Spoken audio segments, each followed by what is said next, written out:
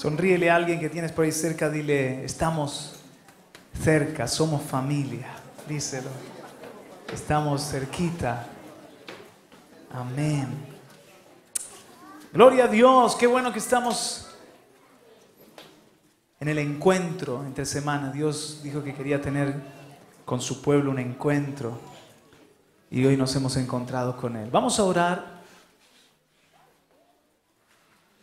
y vamos a pedirle al Señor que nos hable en su palabra. Cierre sus ojos. Padre, gracias por estar aquí, por todas las personas que pueden seguir a través de Radio Vida, de Televisión Vida o quedando este mensaje grabado. Señor, en otro momento, háblanos, Padre, nos humillamos. Creemos que este es un momento muy solemne, muy santo y que estamos contigo, Padre, para que nos enseñes, nos puedas instruir en este día. Señor, nuestros oídos están humillados, están rendidos, están perforados, como los oídos de Samuel, que dice que estaban abiertos, y la palabra que usa es perforados. Oídos bien libres para escuchar tu voz desde jovencito, que aprendió a escuchar tu voz cuando lo llamaste, Samuel, Samuel. Y él respondía, heme aquí, Señor. Así enséñanos a oírte. La voz fuerte de tu espíritu como cascadas, como muchas aguas, como trompeta, como trueno. Y a veces el silbo apacible, la voz suave con la que nos diriges y nos hablas. Enséñanos a identificar tu voz, a honrar tu palabra, a ponerla por obra, Señor, a recibirla con humildad. Creemos en el ministerio de tu Espíritu Santo en esta hora. Señor, nuestros oídos son de discípulos para ti, Señor, para obedecerte a ti, Señor. Así que yo te pido que obres un milagro de cambiar y transformar nuestra vida. Si usted necesita una transformación, una renovación, levante su mano al cielo. Si usted necesita ser moldeado por la palabra de Dios, diga conmigo, mi vida no va a ser igual. Dios me va a moldear. Diga conmigo, Dios me va a transformar por el ministerio de la palabra y su Espíritu Santo. Amén. En el nombre de Jesús. Muy bien. Quiero que arranquemos en un versículo muy conocido. No hace falta que lo busque, pero yo se lo voy a leer. Que se encuentra en Romanos 8:28. Pero se lo voy a leer con la Nueva Versión Internacional. Ahora bien, sabemos que Dios dispone todas las cosas para el bien de quienes lo aman, los que han sido llamados de acuerdo con su propósito. Pero no me traiciones, Andrés, que lo estás poniendo en la Biblia de las Américas. Yo estoy leyéndolo en la Nueva Versión Internacional. Así que usted mire cómo lo dice. Sabemos que Dios dispone. Es que me gusta esta palabra, esta palabrita. Dios dispone. Dios dispone de nuestra vida. Y dispone de todas las circunstancias alrededor de nuestra vida para el bien de quienes lo aman. ¿Cuántos aquí le amamos? Amén. ¿Y usted cree este versículo? Amén. Que todas las cosas, y aún nuestros errores, fíjese, y aún lo que parece malo, Dios lo dispone para nuestro bien. Amén. Para el bien de los que lo aman, los que le hemos escogido, los que le amamos. Pero entonces mete aquí el propósito, los que han sido llamados de acuerdo con su propósito. Entonces, a veces pensamos cuando leemos esto que Dios va a disponer todas las cosas para nuestra bendición y para nuestro bien. Y con el concepto que tenemos de lo que es bueno para nosotros, de lo que es nuestro bien, de lo que nos parece a nosotros bien y de lo que es nuestra bendición. Pero desde que le hemos entregado nuestra vida al Señor, nuestra vida es parte de un propósito santo. Entonces cuando dice aquí que todas las cosas Dios las dispone para nuestro bien, Esto está conectado con el propósito suyo en nuestra vida. Y el propósito suyo en nuestra vida, que es santo, al que hemos sido llamados, porque cuando le entregamos nuestra vida al Señor y decidimos amarle y seguirle, respondimos al llamado. Y cada uno de nosotros somos gente llamada por Dios. Parte de un propósito eterno, de una obra que Dios está llevando a cabo con sus ángeles, por una parte, y con aquellos que le amamos, que somos su ejército, que somos sus servidores, del otro lado. Nunca Dios ha dicho en su palabra que Él va a estar empeñado y dedicado a que todas las cosas en torno a nuestra vida y las circunstancias que vienen vayan a ser para que estemos viviendo en un bienestar, en una vida cómoda y placentera, en una vida, de primera categoría. Ese no es el evangelio que yo entiendo. Aunque esté por demás decir que Dios es Padre, que quiere lo bueno para ti, que Él es un Dios que nos prospera, que nos ama, que nos bendice. Pero Dios no está en estas cosas, hermanos. Ahora Dios está en algo que es mucho más importante, que es un propósito. Y si tú le has dado tu vida, Él dispone de tu vida para su propósito. Y dispone de muchas cosas para que tú cumplas con su obra, con su propósito. Y ahí tiene que cambiar nuestra perspectiva, porque a veces su propósito no es necesariamente lo que yo quiero o lo que parece mi bienestar, pero en última instancia es mi bien servir a Cristo y vivir para Cristo. Es mi recompensa eterna, y donde mejor yo voy a estar es en el centro de su voluntad. Entonces a veces pensamos que todo Dios lo va a disponer para estar cada vez más holgados, más bendecidos, más cómodos y digamos, dejar atrás situaciones de la vida que suponen negación o que suponen adversidad. Y déjame decirte que no, que cuanto más te acercas a su propósito, a veces ahí más estrechez encuentras, más te tienes que negar y más oposición hay. Y puedes reclamar este versículo. ¿Y dónde está? Romanos 8:28. Y dice, Señor, si yo lo estoy llevando a cabo, porque tú estás en mi plan perfecto y siendo parte de mi proyecto. ¿Alguien me está entendiendo? Se lo voy a ilustrar con la vida de Pablo. Miren, pero luego me voy a ir al mensaje. En Filipenses 1, léalo conmigo, versículo 12. Miren esto, qué interesante. Verso 12. Ahora sí, Andrés, sí te dejo poner la Biblia de las Américas, Levanten la espada, todos los que han traído la espada. Bueno, sí, el móvil se vale, el móvil vale también. Has traído la espada, a ver que la vea, manténgala en alto, no seas perezoso.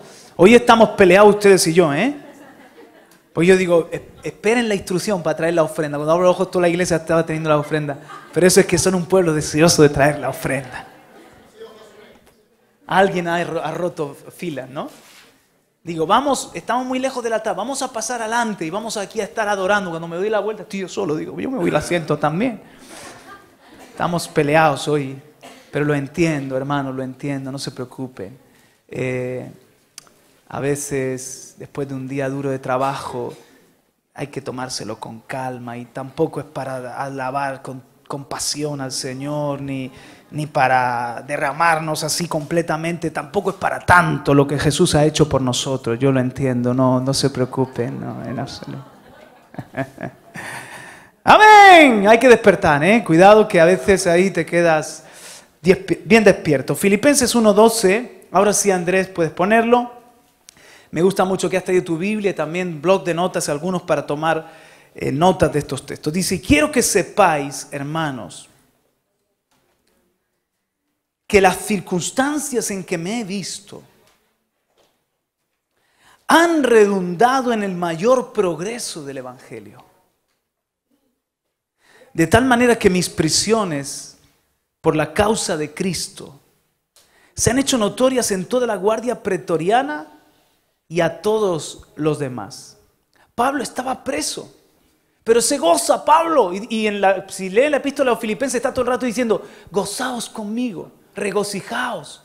Porque esta situación en la que me he visto, y déjame decirle que estar preso no es nada agradable. Y en las cárceles de aquel tiempo, aunque Pablo tuvo momentos de encarcelamiento, que estaba en un apartamento y tenía un poquito de libertad, era custodiado, podía escribir sus epístolas, pero en otros momentos, como en la cárcel de Filipos o la cárcel que yo visité allí, la Mamertina, eran sitios, hermanos, inmundos, donde allí defecaban, allí tenían que convivir con otros, allí le bajaban la comida por un agujero, y eso era una cosa para enfermarse, y algunos los sacaban muertos porque se enfermaban, y lugares donde no había luz, no había buen olor, ya se lo pueden ustedes imaginar. Y Pablo a veces tenía que estar así con grilletes, o tenía que estar después de haber recibido latigazos. Entonces Pablo dice, estar encarcelado no es fácil, estar privado de la libertad, pero la palabra de Dios no está presa. Este hombre lo que le preocupaba de verdad era lo que vamos a seguir leyendo. Dice, quiero que sepáis, hermanos, que Dios ha dispuesto todas las cosas para bien. O, en las palabras de Pablo, que las circunstancias en que me he visto han redundado en el mayor progreso del Evangelio. De tal manera que mis prisiones por la causa de Cristo se han hecho notorias en toda la guardia pretoriana y a todos los demás. Cuando el Señor le dijo a Pablo que iba a llevar su nombre a los judíos, gentiles y reyes de la tierra, también le incluyó allí, y vas a comprobar cuánto debes padecer por mi nombre.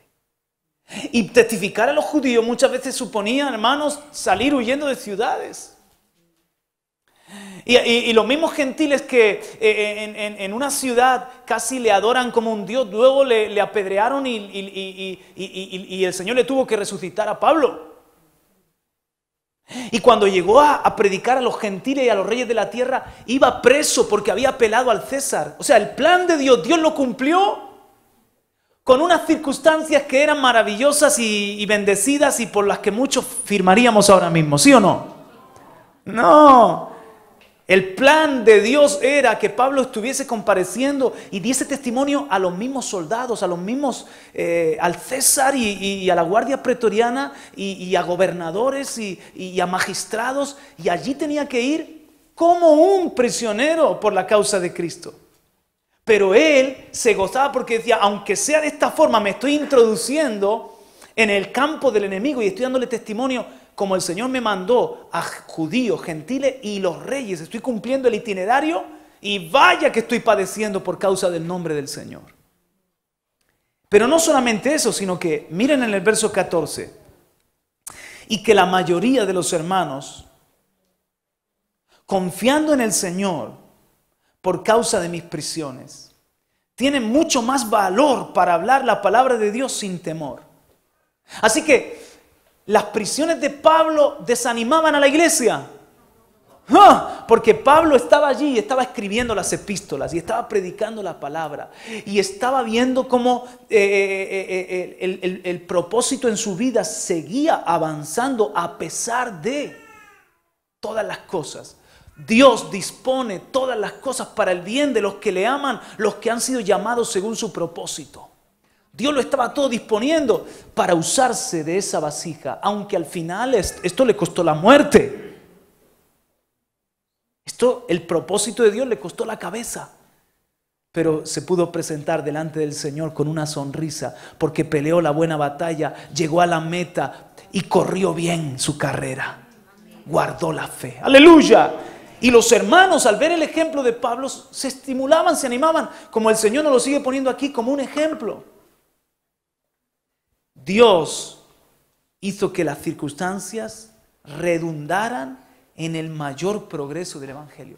Y lo que quiero decir, hermano, es que cambiemos el foco, porque el mundo moderno en el que vivimos siempre pone el foco en el hombre, en lo que tú te mereces, en lo que tú puedes disfrutar. Siempre pone el foco, hasta en la iglesia, en el Evangelio de hoy en día, el foco está mucho puesto en el hombre. En tu bendición, en tu bienestar, y Chachi Pirul y Juan Pelotilla. Como digo yo, un evangelio de chupeta, de caramelo. Pero esta gente del principio, que es un modelo para nosotros, porque ahí está el original al que Dios siempre nos lleva, su meta y su mentalidad estaba en el progreso del Evangelio, en que el nombre del Señor fuera conocido, que las almas se pudieran salvar, que el propósito de Dios siguiera hacia adelante, cueste lo que cueste en lo personal o en lo familiar. Estaban dispuestos, su vida estaba dispuesta y disponible, y Dios disponía de su vida. ¿Dios puede disponer de tu vida? Porque entonces a lo mejor va a disponer cosas a tu alrededor que no te gustan, pero que van a redundar en el mayor progreso del Evangelio. Ay, yo no quiero ir al hospital, pero a lo mejor Dios no te sana a la primera de cambio y permite que vayas al hospital con el plan de testificarle a los enfermeros, a los médicos o al que tienes a tu lado en la habitación. Y tú dices, ¿sabes qué? Esta peritonitis me la podía haber ahorrado. Pero si redunda en el mayor progreso del Evangelio, en definitiva, Dios ha dispuesto de esto para su propósito. Y en su propósito está mi bendición. Dale un aplauso al Señor. ¡Aleluya! Y como te pongo ese ejemplo, te pongo cualquier otro. Para muchos hermanos que han venido de las naciones, dejar su país, su tierra, pasar las 1001, no ha sido fácil. Pero si llegas aquí y Dios ha dispuesto esa situación para que seas parte de lo que Él está haciendo en Europa, ustedes son como refuerzos. Que levanten todos los latinos, todos los hermanos de las naciones, que levanten la mano. Miren, hermanos, ustedes son los refuerzos de Dios, los misioneros de Dios. Dios le puso una trampa, le dejó pasar necesidad, le vendió el sueño europeo y aquí le tiene de misionero. Entonces tu familia te llama y piensa que tú vas a volver o vas a hacer una fortuna y tú dices, no, si yo ya estoy pensando en la fortuna del cielo. Aquí el Señor me lo pide todo. Pero Dios te movió y dispuso muchas cosas porque tenía un propósito con tu vida. Entiéndelo. Para la salvación de otros, para fortalecer su propósito aquí. Porque en verdad lo necesitábamos. ¡Qué bendición! La pregunta es si vamos a estar dispuestos. Pablo lo estaba, seguimos leyendo un poquito en el versículo 20. Conforme a mi anhelo y esperanza de que nada seré avergonzado. Dios no va a dejar en vergüenza a sus siervos, en absoluto. Sino que con toda confianza, aún ahora, como siempre, Cristo será exaltado en mi cuerpo, ya sea por vida o por muerte. ¡Aleluya! O sea, mi enfoque, Cristo va a ser exaltado en mi vida. Cristo va a ser. Esto que me está pasando, estas prisiones, esta situación, o sea que viva, o sea que muera, pero va a ser para la gloria de Dios. Dios se va a glorificar. 21. Pues para mí el vivir es Cristo y el morir es ganancia. Pero si el vivir en la carne, esto significa para mí una labor fructífera, entonces no sé cuál escoger. Claro que sí, la vida de Pablo significaba una bendición para la iglesia, el progreso de la iglesia y el progreso del evangelio. Cuando digo el progreso de la iglesia es la edificación de los que ya habían creído. Cuando digo el progreso del evangelio es que él era como una fuerza, era como un ariete rompedor para llevar el evangelio a zonas donde todavía no había llegado. Como apóstol de Jesucristo, la palabra entonces podía seguir creciendo y extendiéndose. ¿No creen que necesitamos una iglesia así en este tiempo, hermanos? Que están pensando en que Cristo sea glorificado, en que todo en mi vida sea para el propósito de Dios. Que están pensando, Señor, usa mi trabajo, usa mi familia, usa mis vacaciones, usa mi enfermedad, usa mi crisis, usa este problema con los vecinos, usa esto que tengo que volver ahora a sacarme el carnet de conducir porque me han quitado los puntos. No lo sé. Lo que sea para que yo pueda llevar tu palabra, salvar a alguien, ser de bendición, que tu propósito en mi vida se cumpla. Dispón todas las cosas para que, aunque sea un poco cabezón, pero al final Cristo sea exaltado en mi vida. y mi vida sea mi vida en la tierra sea una labor fructífera, pueda llevar fruto para Dios. Anhelamos eso, ¿sí o no? Y le pedimos al Señor, hermano, que Romanos 8:28 se cumpla, aunque no sea como uno muchas veces quiere, como uno muchas veces espera. Hay personas que han pasado situaciones traumáticas, quiero decir, que han experimentado ser robados o ser abusados, que han experimentado injusticias. Y el Señor dice, ¿por qué? Y a lo mejor es que Dios te estaba formando como un vaso para llevar misericordia, consolación a otras vidas. Y tú dices, ¿qué precio tan alto?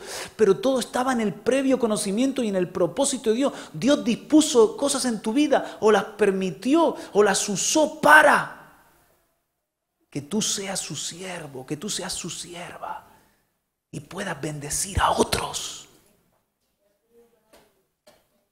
Y cuando estés en el cielo, que tú digas, oye, mi vida dio mucho fruto. Aunque pagué un precio por ello, renuncié a muchas cosas.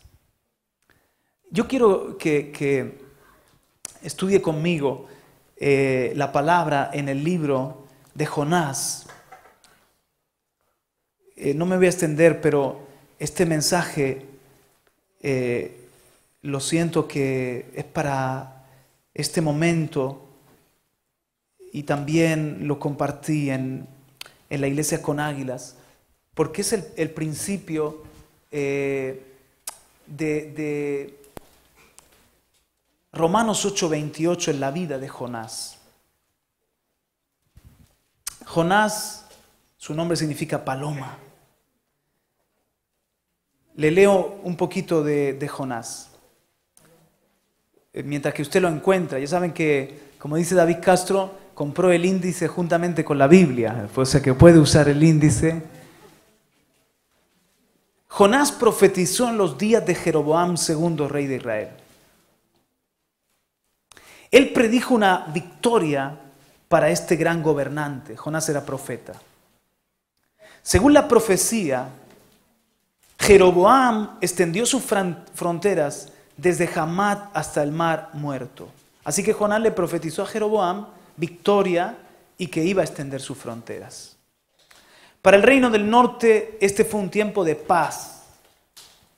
Los sirios fueron expulsados del territorio israelita y otras naciones vecinas fueron neutralizadas.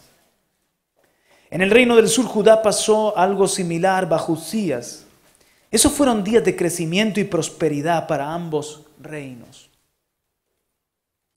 Jonás predicó durante un tiempo de estabilidad política y éxito militar para Israel. Mientras tanto, Asiria trataba de consolidar su imperio. La capital era Nínive. E Israel vio esto con desprecio y temor a la vez, porque eran enemigos los asirios de Israel. Jonás, a quien se le había dado el privilegio de predicar éxito para su nación, fue llamado por Dios a prolongar la vida del peor enemigo de Israel, que estaba en el proceso de exterminar al pueblo judío. Probablemente él sabía que dentro de una generación Asiria conquistaría su nación Israel. Jonás se dispuso a huir de la presencia del Señor. Al embarcarse a Tarsis, que era el lugar más lejano de la tierra en aquel momento, Jonás intentaba renunciar a su llamado de profeta. Pero según se lee en la narrativa, Dios no aceptó su renuncia. El libro de Jonás debe entenderse como una historia verídica. Jesús la usó para enseñar acerca de su propia muerte y de su ministerio. Y hasta ahí la introducción.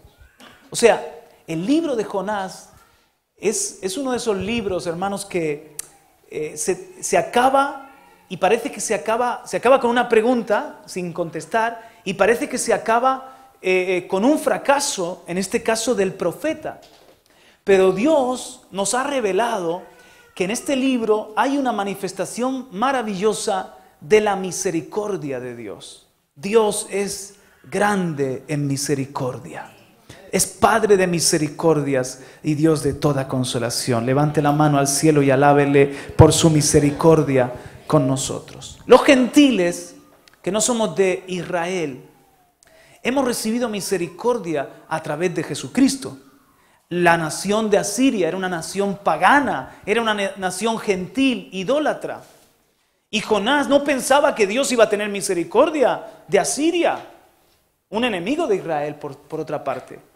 Jonás pensaba, ok, está bien que Dios me use para profetizar éxito y prosperidad en mi reino, como de hecho lo hizo.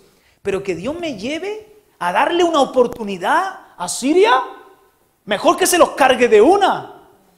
Y eso demuestra que nos ama al pueblo de Israel. Pero en el Antiguo Testamento, en el libro de Jonás, se revela como en pocos libros que Dios es un Dios que ama a todos los hombres y a todas las naciones, y que su plan de salvación no era solo con Israel, sino que Israel era una primicia y un vehículo para poder llevar su amor hasta lo último de la tierra. Esto no entendía Jonás porque su mente era muy cuadriculada como la de muchos judíos aún en los tiempos del Nuevo Testamento, en la mente de los discípulos. Ellos no podían entender que lo que Jesús vino a hacer era también para los gentiles. Pensaban que era solo para ellos. Cuando Pedro va a casa de Cornelio a predicar, ustedes saben el problemón que se montó. ¿Qué haces tú, Pedro, entrando en casa de gentiles? Como si que la fiesta era solo para disfrutarla a los judíos. Y Pedro dice, mira, es que fue nada más que ponerme a hablar y el Espíritu Santo cayó y fueron llenos del Espíritu Santo. ¿Cómo les iba a impedir el agua a estos que han tenido la misma experiencia que nosotros? Con que también para los gentiles es esta promesa. Pues claro, Jerusalén, Judea, Samaria y hasta lo último de la tierra. O sea que la mentalidad judía, aún en los días del Nuevo Testamento, hermanos, era un problema. Porque se sentían el pueblo exclusivo, se sentían el pueblo predilecto de Dios, y que lo que el Señor tenía que hacer empezaba y acababa con Israel. ¿Cuánto más en días de Jonás? Pero el Señor manda un mensaje primero a su propio profeta y luego a la nación de Israel. Y es que Él se preocupa por todos los hombres, no se complace con la muerte del impío, ama a todas las naciones, tiene un plan soberano con todos los pueblos, de todas las naciones, tribus y lenguas, va a tener un remanente en el cielo, oiga. De toda tribu, lengua y nación vamos a estar delante del Cordero dándole la gloria. Y en el libro de Jonás se ve esa misericordia para los propios enemigos de Israel, los asirios, la ciudad de Nínive. Dios les extiende la vida, Dios les da una oportunidad de arrepentimiento. Y Jonás no lo quería. Jonás no quiere ser parte de eso. Por eso cuando el Señor le llama para esa misión, ¿qué hace Jonás? Se monta en un barco y se va para Nínive. Ahora, les voy a decir lo que el Señor nos ha enseñado, porque esto Dios nos lo trajo en un momento donde estábamos los colaboradores de la radio y la televisión. Les voy a desvelar una intimidad, un secreto, pero que no salga de aquí. Y estábamos los servidores de la radio y la televisión delante del Señor, nos sentíamos como en un examen, a ver si nosotros dábamos la talla o no. Era un día así. La conclusión a la que llegábamos es que no. Guau, guau, guau, guau. Empezábamos a ver nuestra imperfección y nuestros fallos y nuestra falta de profesionalidad en muchas cosas, y la verdad es que, ay, Señor, ¿podrás hacer la obra tú con estos torpes? Pero Dios nos trae en ese momento el libro de Jonás y nos manda a estudiar el libro de Jonás, y fue un consuelo para nosotros. ¿Por qué? Porque en este libro no solamente usted ve la misericordia de Dios para los gentiles, sino que también usted ve la misericordia con el profeta. A ver, Dios lo ha usado poderosamente para dar un mensaje de éxito a Israel. Van a crecer, van a extender sus fronteras, van a vencer. Jonás era un profeta de los buenos, de los favoritos. Pero cuando el Señor le manda a predicar que se arrepienta Nínive o en 40 días va a ser destruida, este hombre no obedece, se rebela contra Dios, se quiere ir al sitio más lejano. O sea, coge un barco y se va para lo que hoy en día sería nosotros Australia, la Patagonia, la Conchinchina. Así se embarca. ¿Usted, siendo Dios, hubiese contado más con Jonás?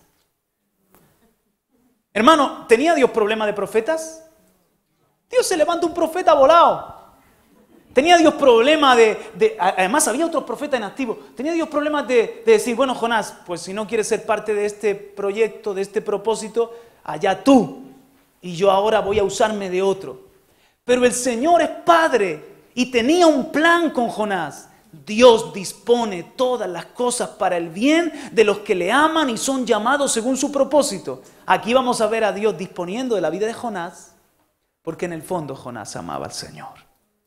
Y disponiendo muchas cosas, hermanos, para el propósito.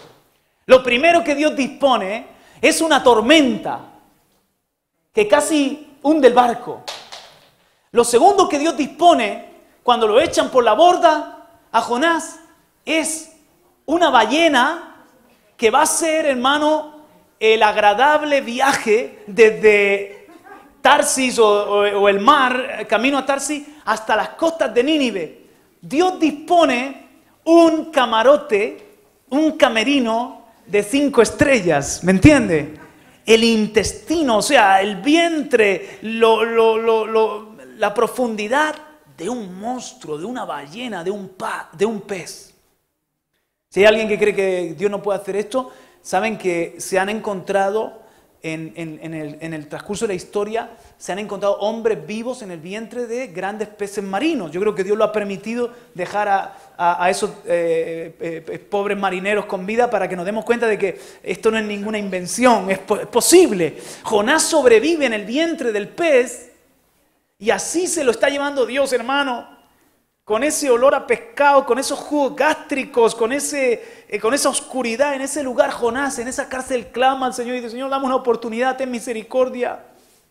Y Dios le salva la vida, el pez lo vomita en la costa y así llega Jonás a predicar a Nínive.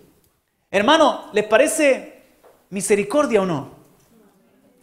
Porque no llegó a las costas de Nínive un profeta flamante en un blanco corcel, sino que llegó ese apestado y que además estaba todavía como cabezón, lo vamos a ver, estaba todavía como en una contienda con Dios. A ese Dios se lo quiere usar. Mira el que está a tu lado y dice, ten fe, Dios te quiere usar a ti también.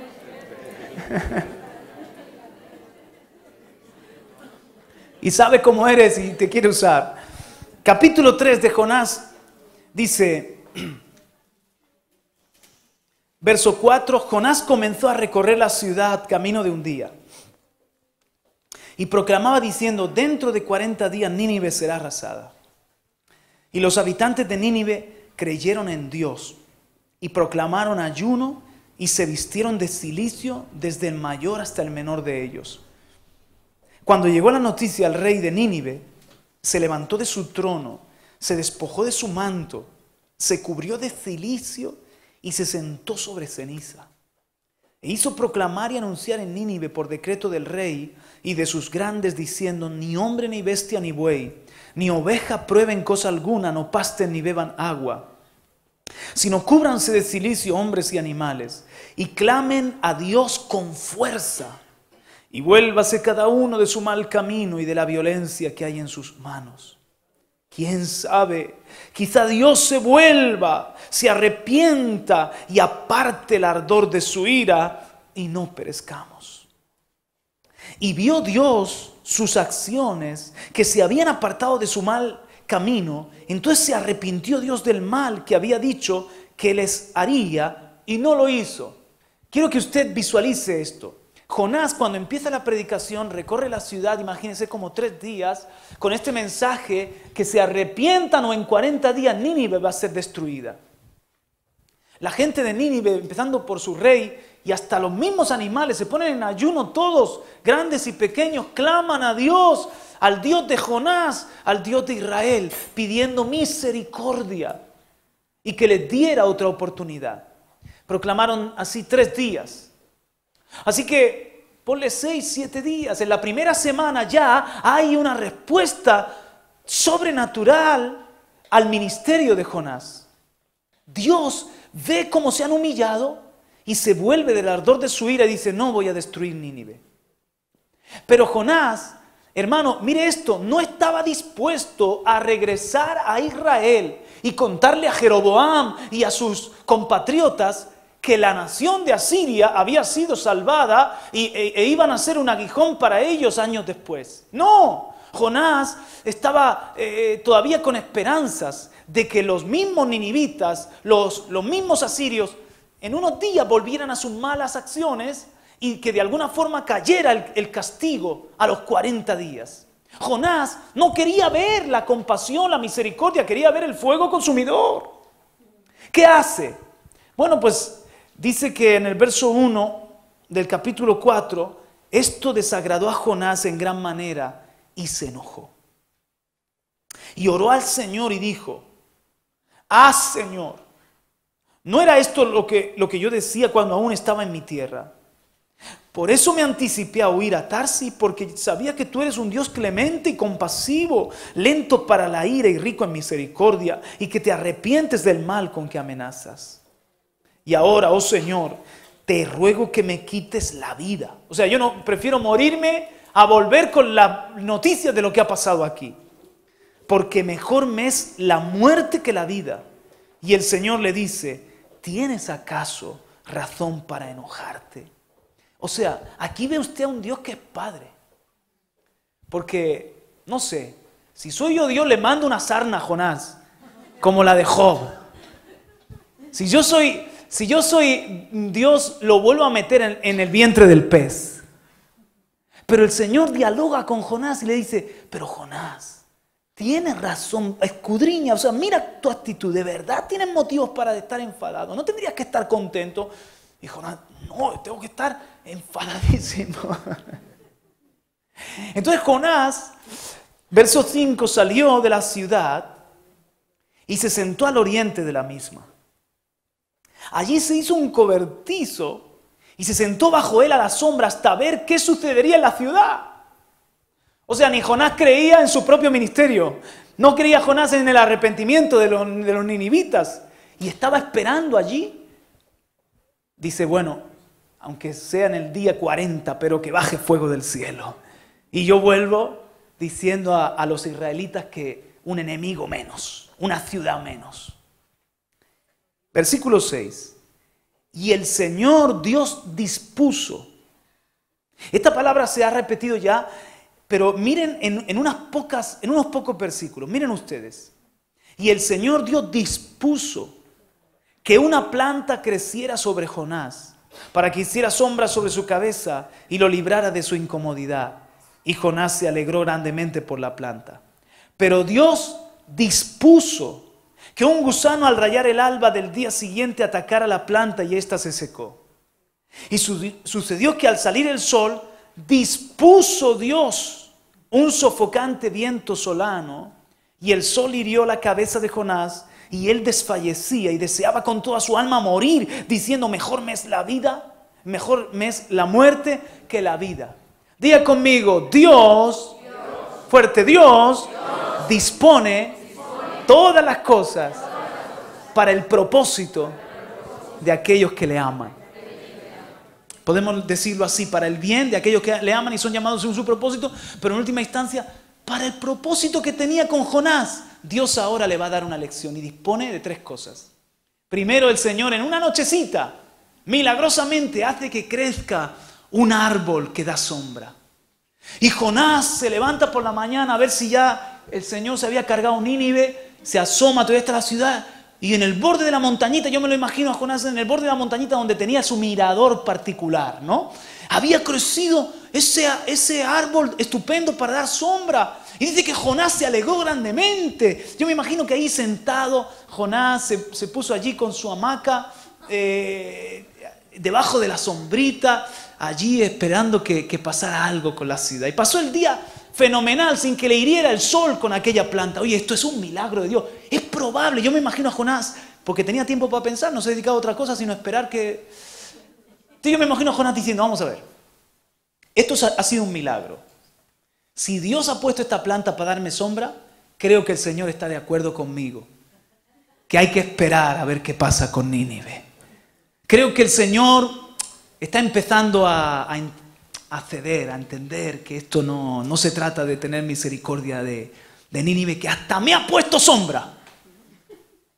Y Dios dispuso en la noche de un gusano o un montón de gusanos que empiezan a cargarse las raíces de la planta. Otra vez algo totalmente sobrenatural. Y al día siguiente, cuando Jonás sale, esa planta hermosa, verde, que le daba buena sombra, no tiene ni una hoja, hermano. Está seca, que se quiebran las ramas. Y Jonás se enfadó y dijo, ¿pero qué pasa, Señor? ¿Has cambiado de opinión otra vez? Ya sabía yo que no te aclaran ni tú. Primero quieres destruir Nínive, después misericordia. Primero me das la planta, ahora me la quitas. Y Jonás se vuelve a poner en el borde de la montaña.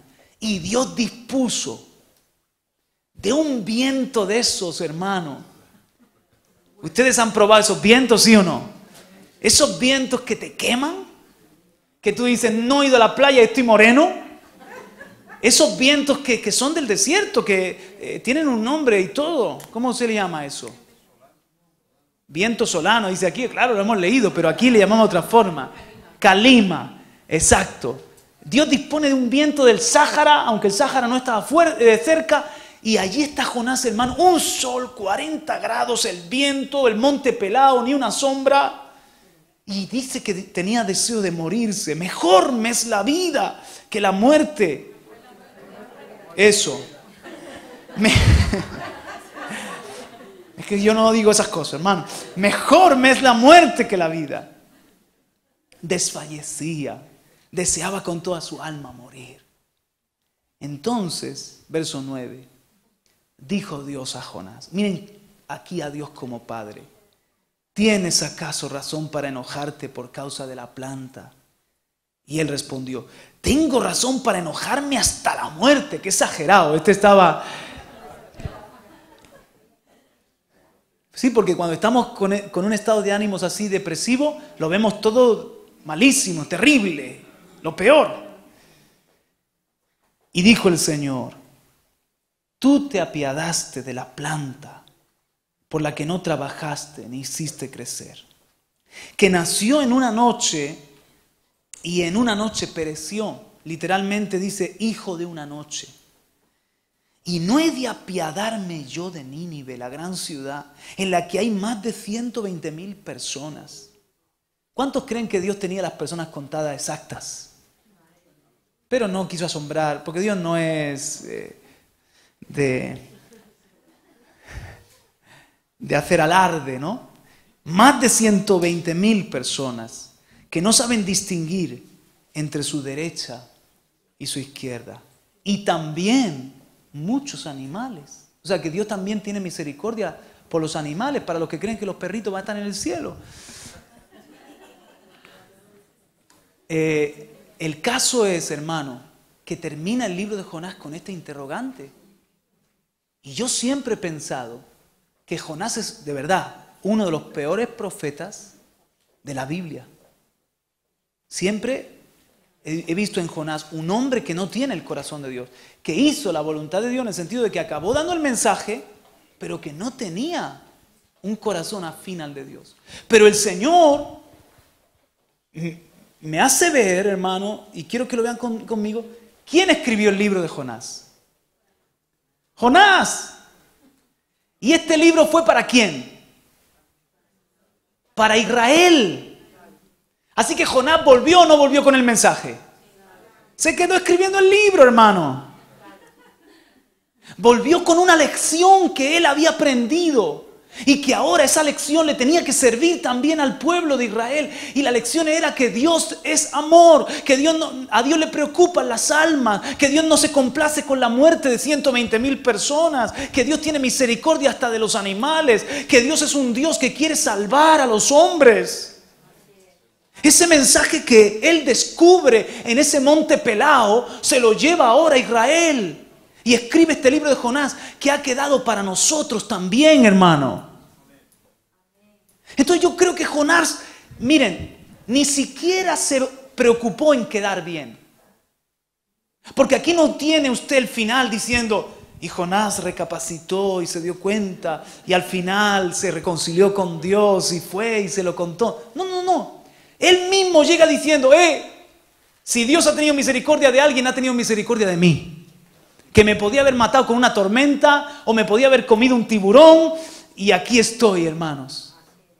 Si Dios ha tenido paciencia, ha sido conmigo. Y yo me preguntaba lo mismo que ustedes, pero miren lo que Dios me ha dicho. Así que es una lección para nosotros. Y cuando digo para nosotros me refiero a Israel y para nosotros también. Levante la mano si Dios le está hablando en esta tarde, noche. Que Dios tiene misericordia de los hombres, de todos los pueblos. Y a tal punto llega la misericordia, ahora escuche esto, a tal punto llega la misericordia de Dios que, miren ustedes, ¿con qué profeta del Antiguo Testamento se identifica Jesús? De todos los profetas, dice, esta generación adúltera demanda señal y no le será dada señal, sino la señal del profeta Jonás, que como estuvo en el vientre del pez 3 días, así estará el Hijo del Hombre 3 días en el seno de la tierra y después resucitará. Y se identifica con Jonás. Ahora voy a abundar un poco más en eso, porque ahí está el mensaje. O sea que la señal del final de que Jesús era de verdad el Hijo de Dios y el Mesías es la señal de Jonás. Y si me apretas un poco, la señal del principio también es la de Jonás, porque el nombre Jonás significa paloma. ¿Y con qué señal pudo identificar Juan el Bautista que Jesús era el Mesías? Con una paloma que descendió y se posó sobre Jesús. Misericordia, hermano, con aquel profeta. Que Dios lo usa para ni más ni menos que el ministerio del Señor Jesucristo. ¿Por qué? Porque así, escuche esto ahora, así como el Hijo del Hombre estuvo 3 días en el seno de la tierra y resucitó, así de alguna forma de la muerte salió Jonás, del vientre del pez salió Jonás. ¿Y qué hizo Jonás? Con un ministerio que fue respaldado por el cielo, porque díganme ustedes, hermanos, llega aquel profeta judío de un Dios diferente y de un pueblo enemigo a decirles que todos se tienen que arrepentir o en 40 días la ciudad va a ser arrasada. Y se convierte todo el mundo, hermano. Se arrepiente hasta el gato, porque se pusieron en ayuno hasta los animales. Díganme si no fue sobrenatural eso. Algunos piensan que le vieron a Jonás salir. Algunos piensan que cuando el pez le vomitó, los pescadores o gente que estaba en la costa lo pudo ver, que ese hombre salía de las fauces, de las entrañas del animal, y se dieron cuenta de que no era cualquier hombre, sino que era un hombre enviado por Dios, que aquello era un milagro. Y entonces cuando Jonás llega a Nínive, ya había llegado la noticia, y para los ninivitas hasta el monstruo marino, el pez, era un dios. Entonces de alguna manera Dios usó la experiencia, la cabezonería. De nuevo, Dios dispone todas las cosas para el propósito. Porque cuando Jonás llega a predicar oliendo a pez y a lo mejor abrazados por su pelo quemado o sus vestidos quemados por los ácidos, los jugos gástricos de aquel animal, y empieza a predicar, la gente no le toma como cualquiera, sino que la gente le toma como un hombre con el que estaba el poder de Dios. Y toman en serio su mensaje, toman en serio su predicación, la toman como del cielo. Y se comienzan a arrepentir con gran clamor. De manera que Dios ve la humillación y se vuelve del ardor de su ira. Totalmente celestial. ¡Aleluya! De igual forma Jesús, cuando Él resucita de entre los muertos, esa es la prueba para todos los hombres de que Él es el enviado de Dios, el Mesías Salvador, el Hijo de Dios. Y nosotros tenemos que no solamente anunciar la cruz del Calvario donde muere por nuestros pecados, sino que nosotros tenemos que hacer que los hombres vean que aquella tumba está vacía, que Jesús volvió de entre los muertos, triunfante se levantó y Él está vivo, aleluya. Toda autoridad le ha sido dada en los cielos y en la tierra. Solamente que Él no fue en persona, así como Jonás, a llevar el mensaje del Evangelio, sino que nos ha enviado a nosotros, sus discípulos, que somos sus Jonás, que somos sus palomas mensajeras. Wow. Dile al que está a tu lado, tienes cara de paloma mensajera. Pedro, tú de paloma grande mensajera. ¿Me está entendiendo, iglesia? Nos envía a nosotros para llevar el mismo mensaje, que es un mensaje de que se arrepientan los hombres, de que se vuelvan a Dios, de que crean en Jesucristo o serán condenados eternamente. No se va a destruir la ciudad de Nínive, pero se van a destruir sus almas en el infierno. Es un mensaje urgente. También nosotros predicamos contrarreloj, porque no sabemos si ni siquiera la persona a la que le hablamos de Jesús tiene 40 días de vida. No lo sabemos. Entonces nosotros somos los profetas de este tiempo. Jesús, cuando estaba ascendiendo, envía a sus discípulos: id y haced discípulos, id hasta lo último de la tierra, y les delega la autoridad. Id, como yo estoy vivo, vosotros viviréis también. Con mi autoridad yo os envío para que llevéis mi mensaje. ¿Y saben qué? Los discípulos no fueron a predicar fanfarronerías, a predicar filosofías, a predicar doctrinas huecas, sino que así como con Jonás estuvo el respaldo de Dios y algo sucedió que era totalmente insólito, algo sobrenatural, también con los discípulos estaba la mano de Dios para testificar Dios juntamente con ellos de que no eran simples palabreros, sino que de verdad había algo del cielo que había aterrizado a la tierra. Por los milagros, las señales, lo que empezó a suceder en medio de los discípulos de Jesucristo. La gente estaba asombrada y les tenía respeto. Y hubo un respaldo poderoso de Dios.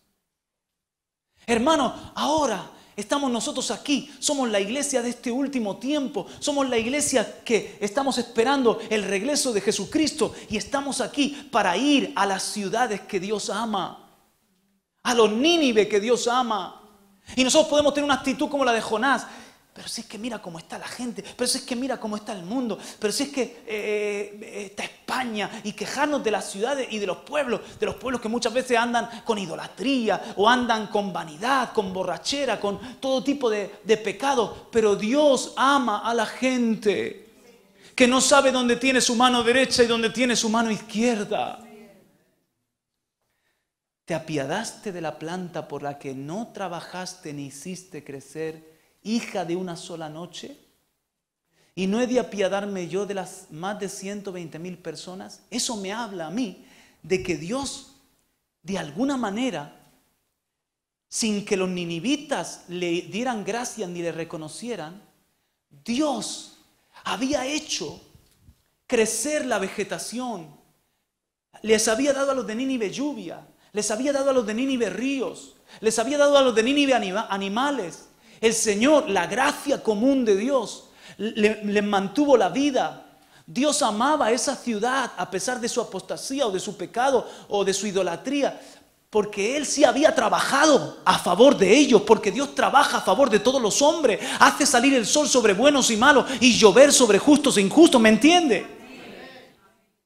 Y Él los vio crecer a cada una de esas almas, las vio crecer y permitió que estuvieran allí con vida. Entonces dice Dios: ¿qué crees, Jonás? Que se arrepienten y yo voy a mandar destrucción simplemente para satisfacer vuestras expectativas judías. Ese no soy yo, entiéndelo.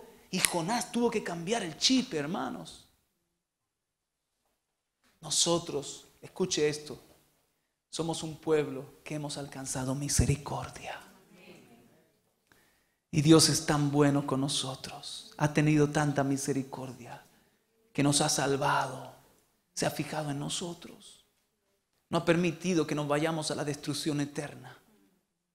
Pero también Dios ha tenido misericordia con nosotros y dispone muchas cosas en nuestras vidas, así como en la vida de Jonás, para que acabemos cumpliendo el propósito. Y el propósito, entre otras cosas, es que nuestra vida sea para el progreso del Evangelio. El propósito es que nosotros seamos los Jonás, los profetas, las palomas mensajeras del Señor en este tiempo. Jesús está a la diestra del Padre. Él no está aquí. Él no puede recorrer las calles de las ciudades, de los pueblos. Él no puede llegar a las casas. Él no puede llegar a las familias. Pero nos tiene a ti y a mí, para que nosotros podamos llevar la buena nueva, el mensaje de Dios, decir lo que el Señor ha hecho en nuestra vida primero y hablarles de que si se arrepienten y creen en Jesucristo, hay misericordia, hay gracia, hay salvación, hermanos. Pero ¿saben algo? Dios nos tiene que sacar de nuestra comodidad. Y muchas de las cosas que Dios permite en nuestra vida precisamente nos está el Señor incomodando, nos quita nuestras calabaceras, nos quita nuestras comodidades, nos permite vientos solanos, que nos sintamos mal, que nos sintamos que algo nos está faltando en la vida. Dios nos incomoda para que nosotros nos metamos de una en el propósito. En muchos de nosotros incluso nos ha quitado dinero, empresa, comodidad, para como si fuese un embudo llevarnos al propósito que tenía con nuestra vida. ¿Qué importa que estemos peor que hace 10 años? Lo más importante es que nuestra vida sea para la gloria de Jesucristo y para la salvación de los perdidos. Aleluya. Dele aplauso al Señor. Amén, amén. Amén. Y este mensaje no es otra cosa sino un llamado a nosotros, hermanos, a que salgamos de la... Miren, Jonás tenía no solo la comodidad de su calabacera, sino que tenía la comodidad de su pensamiento religioso. Su concepto de Dios le estaba poniendo en enemistad con el mismo Dios. Su teología le estaba frenando gozarse al ver el arrepentimiento del rey y de todos los demás de Nínive. ¿Qué cosa, hermano? Y Dios le tiene que trastocar su mundo, sus esquemas, sus estructuras. ¿Me entiende alguien? Y Dios, hermano, quiere removerte de tu comodidad y ponerte en ti una inquietud para que tú puedas entrar en su propósito. Dios va a disponer muchas cosas para llevar tu vida a su propósito. Aunque a veces sean cosas desagradables, el caso es que te entregues al Evangelio y que digas como el apóstol Pablo: para mí el vivir es Cristo y el morir es ganancia. Entonces, mira lo que te digo, lo que el Señor me dice a mí. Te lo transmito a ti también. Salgamos de la esfera de nuestra comodidad y entremos a la comodidad de Dios. ¿A qué me estoy refiriendo? Me estoy refiriendo a que cuando nosotros estamos bajo nuestra calabacera y con nuestro pensamiento solo mirando a Israel y nuestro asunto de la iglesia y de donde nos sentimos cómodos, el Señor está incómodo con su iglesia. El Señor dice: no. Han perdido el objetivo, han perdido la misión, no están de acuerdo a mi corazón, no tienen mi compasión, no tienen mi pasión. Les voy a incomodar, les voy a quitar la calabacera, les voy a remover un poquito. Y cuando salimos de nuestra comodidad, podemos entrar allí donde el Señor dice: ahora me voy a usar de tu vida. Donde Dios se siente cómodo. Donde Dios dice: con este hombre ahora puedo trabajar. Ahora con esta mujer va a poder ser parte de mi plan. Así que diga conmigo: Dios me llama a salir de mi comodidad y entrar a su comodidad. Donde Él puede obrar, donde Él puede fluir. Y donde Él puede obrar y donde Él puede fluir, muchas veces, hermano, Dios nos va a mandar a hacer cosas. Dios muchas veces nos va a pedir cosas que nos dan vergüenza, o que nos incomodan, o que nos cuestan, o que van a suponer rechazo, o que van a suponer tomar riesgos. Pero atrévete, hermano, porque es ahí donde Dios va a poder manifestarse también. En una iglesia que se moja, en una iglesia que se implica, en una iglesia que se arriesga, en una iglesia que da el paso. Esa iglesia queremos ser, ¿sí o no? Amén. Dios dispuso. Pero Jonás dice: Dios, tú no estás disponiendo las cosas para que yo vuelva como un profeta aclamado, de éxito. Yo hasta ahora era un profeta de éxito. Tú estás disponiendo todo esto para darme una lección. Efectivamente. Y Dios también, hermano, quiere que nosotros tengamos su corazón y que nosotros pensemos en tantas personas que no saben dónde está su derecha y su izquierda. Nosotros lo tenemos todo.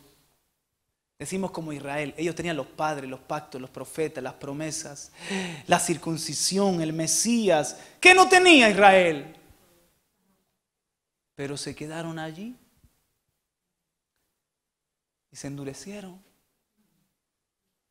Y lo nuevo que Dios quería, no lo pudieron vivir. Nosotros, hermanos, tenemos tantas cosas bonitas. Tenemos la alabanza, la adoración, la radio, la palabra, la Biblia, los pastores, la enseñanza. Tenemos, no sé, ministerios, viajes a Israel. Yo qué sé, sí que cada vez inventamos más cosas. Tenemos de todo y nos gozamos con lo que tenemos, con que somos el pueblo de Dios. Pero no podemos perder nuestra misión. Nuestra comisión en aquello en lo que dijo Jesús: hasta ahora mi Padre trabaja y yo también trabajo con Él. Mirad, los campos se están blanqueando. Hermanos, qué lindo que tú, qué tremendo, qué poderoso que tú tienes en tu boca la respuesta para la eternidad de otras vidas. ¿Te das cuenta de eso? Les voy a demostrar que la iglesia está acomodada. Escuche esto. Según una encuesta de Sonderbank Church, el 97% de los miembros de las iglesias no tienen participación en el evangelismo. La revista Christianity Today reveló que solo el 1% de sus lectores habían compartido de Cristo recientemente. ¿Qué les parecen estos datos? ¿Qué ha pasado? Hace poco comencé a leer un libro que dice, se titula Lo único que no podrás hacer en el cielo. Y a lo mejor alguien lo puede menospreciar cuando empieza a leer las primeras páginas. ¿Quieren saber ustedes lo único que no se va a poder hacer en el cielo? Porque en el cielo vamos a poder hacer muchas cosas. Vamos a poder pasear a nuestros perrillos. No, es broma. En el cielo vamos a servir al Señor, vamos a vivir cosas tremendas. Todo lo de aquí mejorado, hermano. Pero lo único que no vamos a poder hacer en el cielo es hablarle a la gente para que sea salva. Porque todos en el cielo ya somos salvos. Lo único que no vamos a poder es decirle a la gente que conozca a Cristo, porque ya todos le conocen. Eso es algo que solamente lo vamos a poder hacer aquí, hermano, en el tiempo que nos quede de vida. Y eso es algo bien sencillo, pero a la vez, hermano, tan poderoso, que podamos estar al lado de las personas. ¿Te has dado cuenta que el diablo, escuche esto, estoy terminando, ¿te has dado cuenta que el diablo no quiere que la gente piense en la eternidad? Mire, las personas piensan en su coche, sus vacaciones, su trabajo, su jubilación, su seguro de vida, dejarle herencia a los hijos, piensan en el partido de fútbol, al pueblo pan y circo. Pero las personas cuando empiezan a pensar en eternidad, se agobian, se sienten mal. Tienen un sentido de eternidad que Dios ha puesto en su interior y todos antes o después se preguntan sobre eso. Y hasta los niños o los jóvenes cuando empiezan a ser maduros empiezan a preguntárselo porque Dios ha puesto un sentido de eternidad. Pero como no tienen la respuesta, se agobian. Y cuanto menos piensan en eso, mejor. Y el diablo contento porque pueden tenerlo todo en esta vida y al fin y al cabo se pierden, se van al infierno. Y cuando tú vienes a hablarles, oye, ¿sabes qué hay? Una vida después de el Real Madrid-Barça. ¿Sabes que hay una vida, quiero decir, después de Carrefour y Mercadona? Hay una vida después de tu jubilación y tu viaje al Caribe. ¿Qué vas a hacer dentro de 300 años? ¿Cómo que qué voy a hacer dentro de 300 años? Pues sí, dentro de 300 años estarás haciendo algo.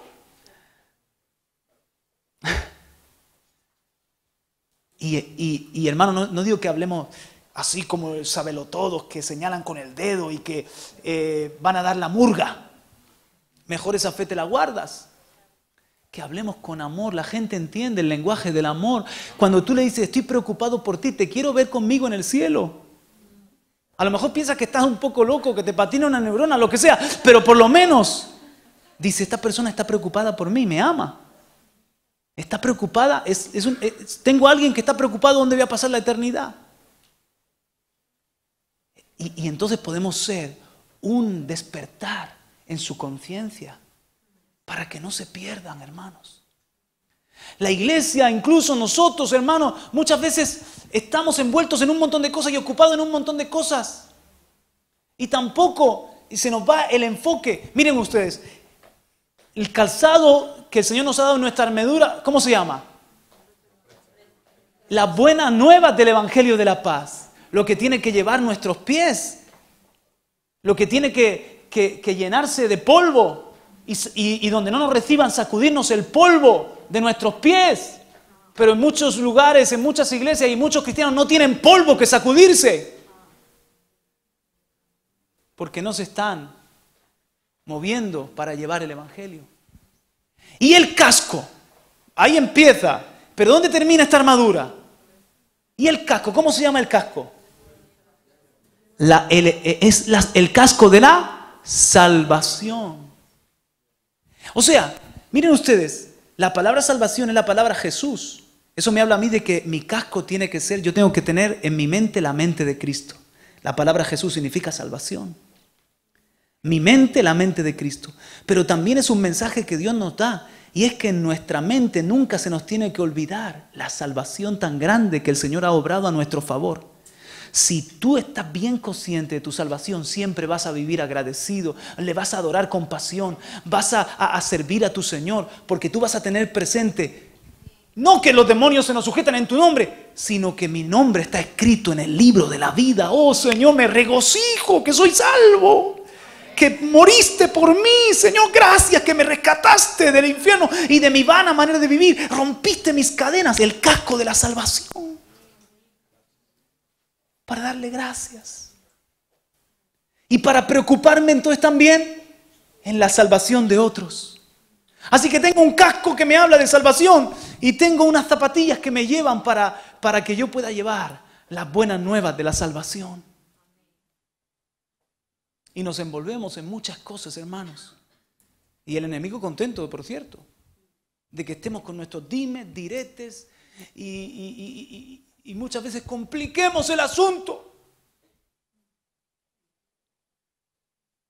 Pero somos los Jonás de este tiempo, que Dios nos ha enviado para llevar el mensaje que a lo mejor muchos van a rechazar. Pero yo creo que hay otros hermanos que van a aceptar este mensaje, que están ordenados para vida eterna. Y el Señor se va a encargar de respaldarnos como lo hizo con Jonás. Y nos vamos a sorprender diciendo, pero hasta el rey se ha puesto en arrepentimiento. Gloria a Dios. No sabemos quién.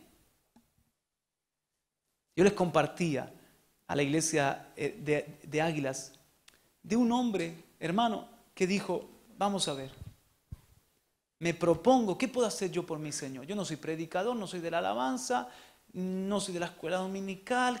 ¿Qué puedo hacer? Era de Australia. ¿Qué puedo hacer por mi Señor? Y el hombre consiguió buenos tratados, buenos folletos. Y un montón de preguntas buenas, como, por ejemplo, si te mueres esta noche, ¿estás seguro de ir al cielo? O la pregunta, si te presentaras delante de Dios, ¿por qué crees que Él te debe dejar entrar al cielo? Preguntas así que dejaban inquietud en la gente.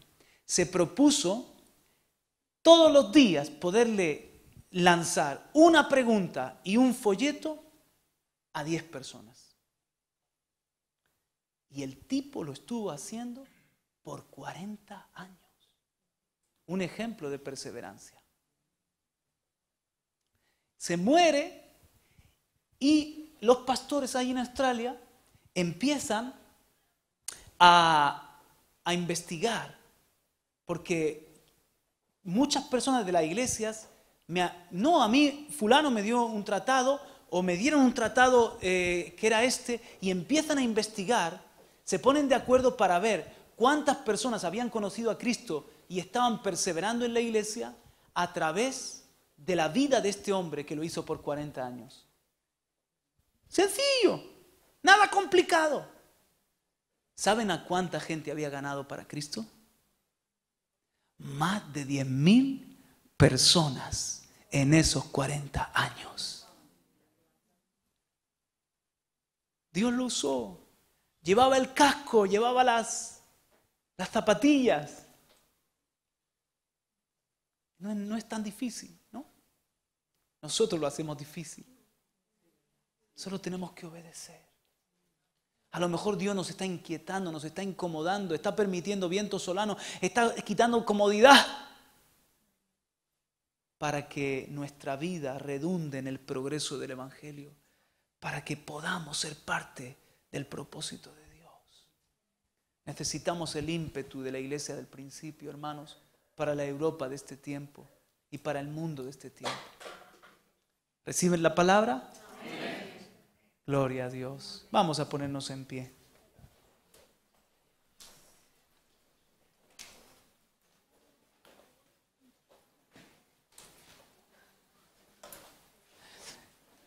Benjamín, escucha esto para los jóvenes. En este libro dice cosas muy locas. Dice que el diablo se encarga de juntar a los pecadores para que nosotros vayamos a hablarle. A veces cuesta juntar a la gente, pero que el diablo es el que se encarga de juntarles para que vayamos a hablarle. ¿Por qué no cogéis los jóvenes el viernes que viene o otro viernes? Cogéis tratado y os vais a las Tascas de Murcia. A lo mejor el diablo los ha juntado allí para que vayáis a hablarles.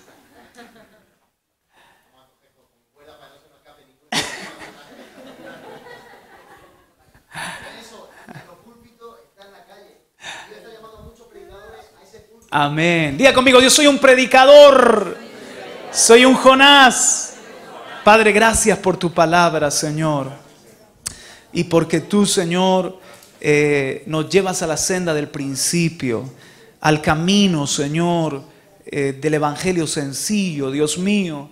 Esto que también, por otro lado, Señor, yo hablaba con lágrimas con mi esposa, que tanto nos modeló nuestro pastor, de los lomos que salimos, tu siervo Fernando, Señor, que él hizo el trabajo de evangelista toda su vida, que era un apasionado por hablarle a las personas de tu amor, de la cruz, del Salvador. Y cuántos pudo rescatar, Señor. Oh, gracias, Señor, porque es el manto en el que nosotros, Señor, estamos moviéndonos, Señor. El manto, declaramos, de Elías, de Pablo, para llevar el evangelio de la gracia por España, Señor, y donde tú nos permitas, Dios mío. Y esto no es el trabajo de la radio y la televisión. Eso es una gran y poderosa herramienta y te alabamos por ello. No es el trabajo de unos pocos, es el trabajo de toda la iglesia, Señor. Es nuestro trabajo, es nuestro propósito, es nuestro llamamiento santo que tú nos has hecho, Señor, que podamos llevar tu salvación, que seamos agentes de salvación, Señor, para otras vidas. Señor, danos la gracia para tocar a familiares, a compañeros de trabajo, para inquietar a vecinos, Padre, donde tú nos permitas estar en la cola del consultorio médico, Señor, en el supermercado, tomando un café con un amigo, en tantos momentos y oportunidades que tú nos presentas para que sembremos, Señor, la palabra tuya, que es poderosa para salvar a todo el que cree. Oh, gracias, Señor, porque también como iglesia y como ministerio aceptamos el reto y el desafío de seguir predicando tu evangelio, este evangelio que a nosotros nos transformó la vida y nos salvó. Lo queremos seguir proclamando de todas las formas posibles, Señor. Ayúdanos, danos las estrategias, danos la gracia, Señor, y sácanos de la comodidad. Quita nuestras calabaceras, quita nuestras estructuras, Señor. Ten paciencia con nosotros, Padre. Ten misericordia, Padre. Enséñanos tú, Dios, y respáldanos con el poder de lo alto. Te lo pedimos en el nombre de Jesús. Amén y amén. Amén. Dele un aplauso al Señor.